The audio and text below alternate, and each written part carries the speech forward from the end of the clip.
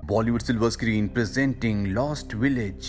ये कहानी आज से 200 साल पुरानी यानी कि 19th सेंचुरी की है, जहां पर हमें एक विलेज को दिखाया जाता है जिसका नाम पेंसिल्वेनिया है। हालांकि इस गांव में हर तरह की खुशहाली है, लेकिन इस गांव से कभी कोई बाहर नहीं जाता। इस गांव के चारों तरफ बड़ी बड़ी दीवारें हैं, साथ ही यहाँ पर एक वॉच टावर है जहाँ से हमेशा कोई न कोई पहरा देता है। दरअसल ये गांव जंगल के बीचों बीच होता है, इसीलिए इस गांव वालों का दूसरे किसी भी गांव या टाउन से कोई भी संपर्क नहीं होता। जो लोग इस गांव के अंदर रहते हैं वो सिर्फ यहीं रहते हैं, वो कभी बाहर नहीं जाते।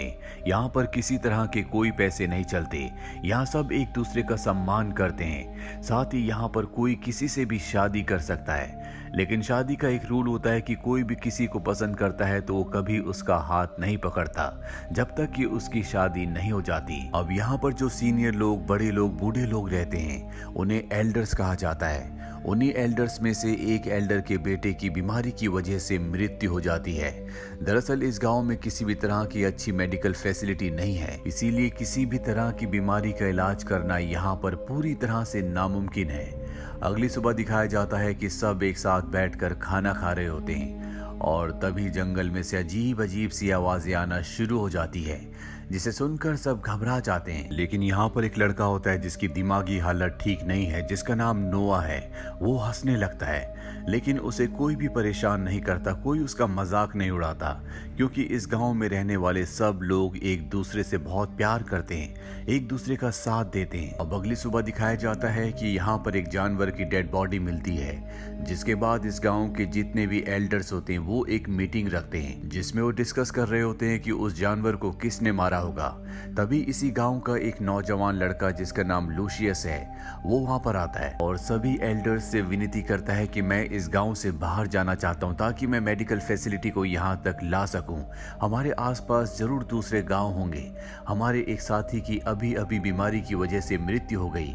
अगर हमारे पास मेडिकल फैसिलिटी होती तो हम उसे बचा सकते थे, पर उसकी इस अर्जी को पूरी तरह से बर्खास्त यानी कि मना कर दिया जाता है। और उसका कारण ये होता है कि यहाँ गांव के आसपास जंगल में जितने भी शैतान रहते हैं पहले वो गांव पर आकर हमला किया करते थे, लेकिन एल्डर्स ने उनके साथ एक समझौता किया, जिस समझौते के मुताबिक कोई कभी इस गांव से बाहर नहीं जाएगा। और एल्डर्स उस समझौते को नहीं तोड़ना चाहते। अगर उन्होंने ऐसा किया तो वो शैतान गांव में आकर एक बार फिर से इन लोगों के ऊपर हमला करेंगे। शैतानों से समझौता सिर्फ यहाँ के एल्डर्स ने किया होता है, उन्होंने उन्हें देखा होता है, नई जनरेशन ने उन्हें नहीं देखा होता। लेकिन नई जनरेशन को जंगल से उनकी आवाजें आती है, उन्हें कई बार बहुत सारे निशान भी मिलते हैं, इसीलिए वो जानते हैं कि जंगल के आसपास शैतान रहते हैं। और लूशियस उन शैतानों से नहीं डरता, इसीलिए वो जंगल में जाना चाहता है, पर उसे इस बात की इजाजत नहीं होती।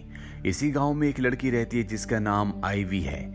आईवी देख नहीं सकती, दरअसल वो ब्लाइंड है और उसकी सेंसेस, उसका दिमाग बहुत तेज होता है। वो नोवा के साथ लूशियस के पास जाती है और लूशियस से कहती है, मैं जानती हूँ कि तुम मेरा हाथ क्यों नहीं पकड़ते, क्योंकि तुम मुझसे प्यार करते हो। और ये बात सच होती है कि लूशियस आईवी से प्यार करता है। लूशियस के पास नोआ भी होता है जिसकी दिमागी हालत खराब है। लूशियस देखता है कि नोआ के हाथ में वो लाल रंग का फ्रूट है जो जंगल में पाया जाता है। इस गांव के अंदर कभी भी लाल रंग को नहीं लाया जाता, चाहे वो लाल रंग का कपड़ा हो, चाहे लाल रंग का कोई फूल या फ्रूट। जब भी लाल रंग देखा जाता है तो उसे दफना दिया जाता है। और अब लूशियस समझ जाता है कि नोआ जंगल के अंदर गया था और शैतानों ने उसे कुछ नहीं किया, इसीलिए एक बार फिर से वो एल्डर्स के पास जाता है और उनसे कहता है कि नोआ के हाथ में वो लाल रंग का फ्रूट था जो सिर्फ जंगल के अंदर पाया जाता है। इसका मतलब वो जंगल में गया था और उसकी मासूमियत की वजह से, उसकी निडरता की वजह से शैतानों ने उसे कुछ भी नहीं किया। और मैं भी शैतानों से नहीं डरता, इसीलिए मैं दूसरे गाँव, दूसरे टाउन में जाकर मेडिकल फैसिलिटी को यहाँ तक लाना चाहता हूँ, मुझे इसकी इजाजत दी जाए। लेकिन एक बार फिर से एल्डर्स उसे मना कर देते हैं और लूशियस के दिमाग में सिर्फ एक ही बात चल रही होती है कि वो किसी भी तरह से इस गांव से बाहर जाकर मेडिकल फैसिलिटी को गांव तक लेकर आए। इसीलिए सबके मना करने के बाद भी अगली सुबह वो गांव की बाउंड्री से बाहर चला जाता है और तभी वो अपने सामने एक साये को देखता है जो शैतान का साया होता है। वो बाउंड्री के वापस अंदर आ जाता है और उसी रात को वॉच टावर पर जो पहरा दे रहा होता है उसे अपने वॉच टावर के नीचे एक साया दिखता है जो कि शैतान का साया है। ये देखकर वो पूरी तरह से डर जाता है और वहां पर जो बेल होती है उसे जोर जोर से बजाना शुरू कर देता है। बेल की आवाज सुनकर गांव वाले डर जाते हैं। दरअसल गांव में जितने भी घर हैं उन सब घरों के नीचे एक बेसमेंट है और जब भी इन्हें खतरों का एहसास होता है तो ये उन बेसमेंट्स में जाकर छुप जाते हैं।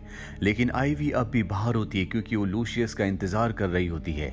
लूशियस आता और उसे भी बेसमेंट में ले जाता है, जिसके बाद पूरी रात इन्हें शैतानों की आवाज आती है। और अगली सुबह जब ये अपनी बेसमेंट से घर से बाहर आते हैं तो देखते हैं कि हर एक दरवाजे के बाहर लाल रंग का एक निशान है, जिसे देखकर समझ जाते हैं कि शैतानों से किया हुआ समझौता अब टूट चुका है या ये इन सब के लिए एक चेतावनी है। इसके बाद पूरे गांव की मीटिंग होती है जहां पर सभी एल्डर्स परेशान होते हैं कि ऐसा कैसे हो सकता है। लूशियस अपने जुर्म को कबूल कर लेता है। वो कहता है कि मैं गांव की बाउंड्री से बाहर गया था और मैंने वहां पर एक शैतान को देखा, इसीलिए कल रात को शैतान हमारे गांव के अंदर आए। सब जानते हैं कि लूशियस के इरादे गांव के लिए अच्छे हैं, इसीलिए उसे माफ कर दिया जाता है और हिदायत दी जाती है कि आज के बाद वो कभी भी गांव की बाउंड्री से बाहर नहीं जाएगा। वहीं ईवी की बहन की शादी होती है, जिस वजह से पूरा का पूरा गांव खुश होता है। शादी के बाद जब लोग अपने घरों में वापस जाते हैं तो देखते हैं कि उनके घरों के बाहर किसी ने मरे हुए जानवर को लटका रखा है, जो देखकर सब के सब एक बार फिर से डर जाते हैं। सबको डर लगता है कि शैतान आज भी आएंगे, इसीलिए लूशियस एक बार फिर से आइवी के घर जाता है। ये दोनों एक साथ बैठते हैं और तय करते हैं कि जल्द ये दोनों शादी कर लेंगे।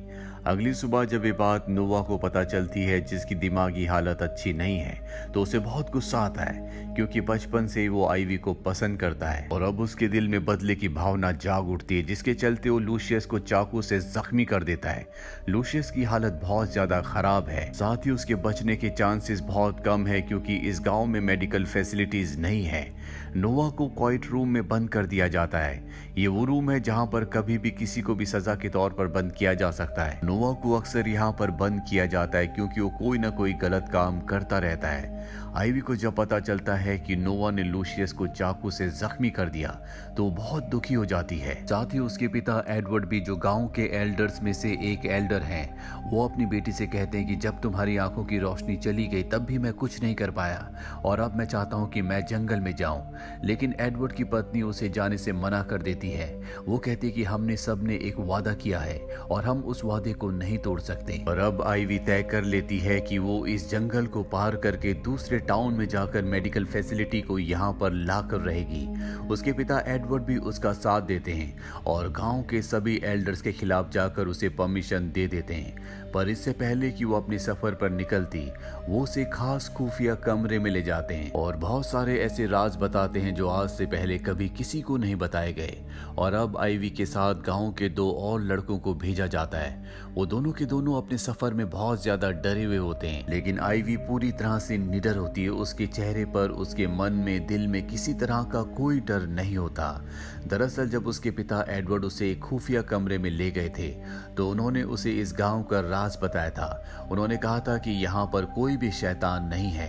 दरअसल गांव में जितने भी शैतानों को देखा जाता है वो एल्डर्स में से लोग होते हैं जो शैतानों की तरह कॉस्ट्यूम पहनकर जंगलों में जाते हैं और ऐसा हम इसलिए करते हैं ताकि कोई भी इस गांव से कभी भी बाहर ना जा सके। और अब आइवी को ये सच पता है, इसीलिए उसके मन में, दिल में किसी तरह का कोई भी डर नहीं होता।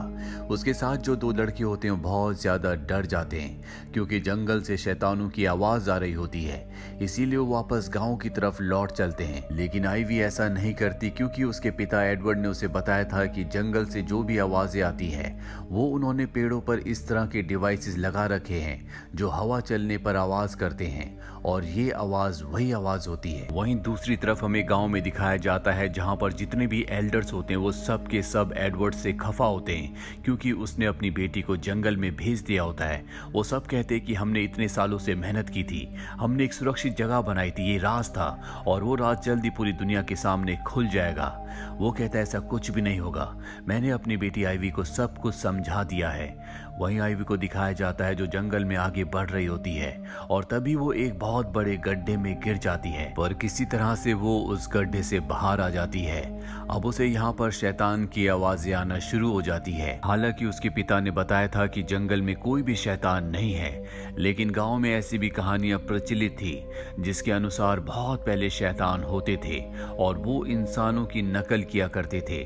जिसके बाद आइवी एक लकड़ी तोड़ती है और सामने से भी उसे लकड़ी तोड़ने की आवाज आती है। इसके बाद वो एक पत्थर फेंकती है और सामने से भी कोई पत्थर फेंकता है, जिसके बाद वो समझ जाती है कि शैतान सच में उसके सामने है, इसीलिए वो डरकर भागने लगती है और हमें उस शैतान को दिखाया जाता है जो उसका पीछा कर रहा होता है। आइवी की सेंसेस बहुत ज्यादा एक्टिव होती है, इसीलिए वो उससे बचकर भाग रही होती है और जिस गड्ढे के अंदर कुछ देर पहले वो गिरने वाली थी वो उस गड्ढे के सामने खड़ी हो जाती है।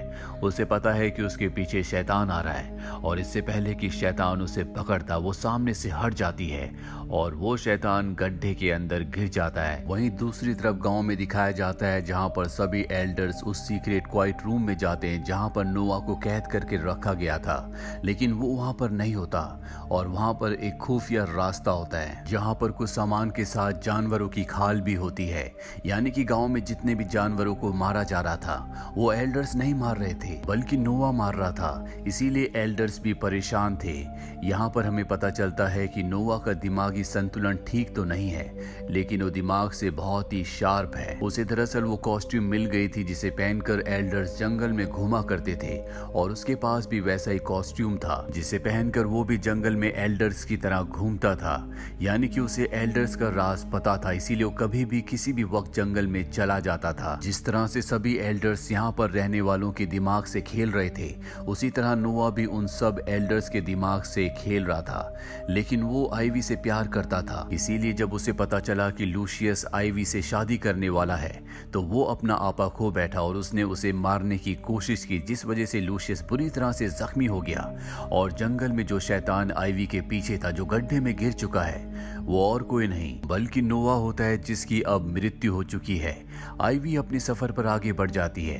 उसके पिता एडवर्ड ने उसे खुफिया रास्ता बताया होता है। उस रास्ते पर चलते हुए वो एक ऊंची दीवार को पार करती है जहां पर हम सड़क देखते हैं और तभी वहां पर एक गाड़ी आती है जिससे पुलिस वाला नीचे उतरता है और यहाँ पर हमें पता चलता है कि ये 19th सेंचुरी नहीं है बल्कि ये 21st सेंचुरी है, यानी कि हमारा वक्त। वो पुलिस वाला आइवी को वहां पर देखकर हैरान होता है क्योंकि दीवार के दूसरी तरफ जो एरिया है उसे एनिमल सेंचुरी कहा जाता है जहां पर कभी कोई नहीं जाता और ना ही इसके ऊपर से कभी कोई प्लेन उड़ा होता है क्योंकि ये प्लेन का रूट नहीं होता। इसीलिए गांव वालों को कभी पता नहीं चला कि वो वक्त से बहुत पीछे जी रहे हैं। हालांकि एल्डर्स को वो सच्चाई पता होती है क्योंकि उन्होंने ही उस गांव को बनाया है। और अब आइवी पुलिस वाले से कहती है कि मुझे मेडिकल हेल्प की जरूरत है। वो उसे एक चिट्ठी देती है जो उसके पिता एडवर्ड ने उसे दी थी और साथ ही उसे एक सोने की घड़ी भी, क्योंकि उस गांव में पैसे नहीं होते। हालांकि पुलिस वाला अपने सीनियर को बताना चाहता था, लेकिन जब वो आइवी की मासूमियत और उसके दुख को देखता है तो वो उसकी मदद करने को तैयार हो जाता है और कुछ दवाइयां लाकर आइवी को दे देता है और उसी जगह छोड़ देता है जहां पर आइवी को उसने पहली बार देखा था। आइवी इसके बाद वापस अपने गांव में आ जाती है और जो दवा वो लेकर आई होती है वो अपने पिता को दे देती है, जिसके बाद वो दवा एडवर्ड को दी जाती है। साथ ही वो सबको बताती है कि जंगल में उसका सामना शैतान से हुआ था लेकिन अब वो मारा गया। ये सुनने के बाद नोआ के माता पिता समझ जाते हैं कि उसकी मृत्यु हो चुकी है, लेकिन वो ये बात किसी को नहीं बताते।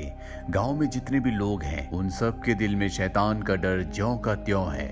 अब सवाल ये उठता है कि एल्डर्स ने इस गांव को बनाया क्यों? दरअसल सन 1972 में जब एडवर्ड एक प्रोफेसर थे तो वो उन लोगों की काउंसलिंग किया करते थे जो बहुत ज्यादा दुख में थे और उन सब के दुख का कारण ये दुनिया थी।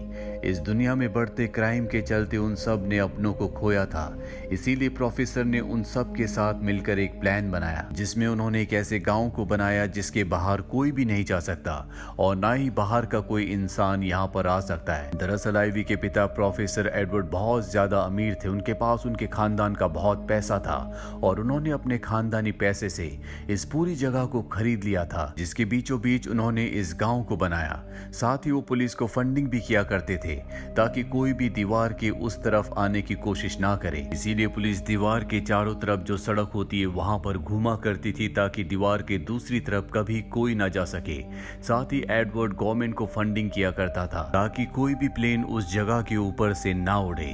और वहीं आइवी ने ये गवाही दी होती है कि उसने जंगल में एक मॉन्स्टर को मारा है, जिससे एक बार फिर से सबके दिलों में डर बैठ चुका है। यानी कि इनका राज अब भी राज ही रहेगा और गांव में जितने भी लोग हैं उन सबको एक पुराने तौर तरीके वाली यानी कि 200 साल पुरानी जिंदगी को जीना होगा।